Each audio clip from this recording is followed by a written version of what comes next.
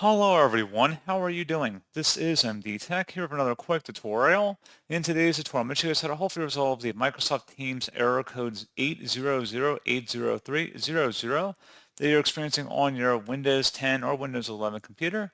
So if perhaps there's been a faulty or bad update or corrupted Teams cache, in today's tutorial, I'm going to show you how to hopefully resolve this issue without too much of a hassle. And without further ado, let's go ahead and jump straight into it.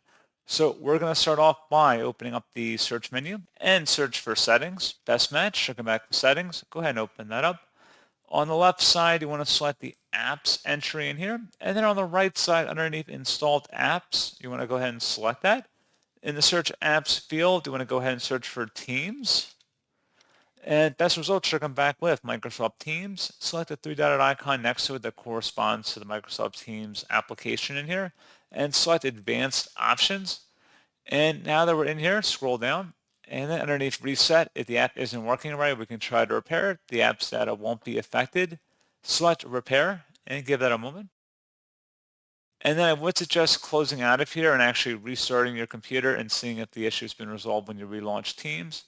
However, you can also attempt to reset Microsoft Teams. So if the app still isn't working right, you can reset it. The app's data will be deleted. So you just would follow the steps of this tutorial. Again, just come back into the settings and you could select the reset option.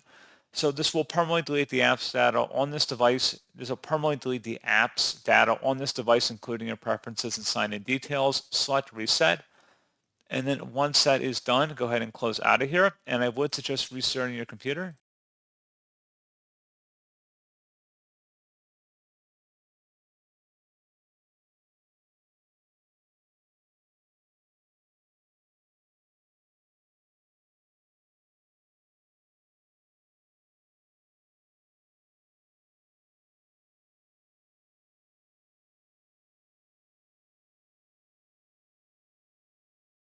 And there you go, guys. Hopefully that was a pretty straightforward process. And as always, thank you for watching this brief tutorial. I do hope I was able to help you out, and I do look forward to catching you all in the next tutorial.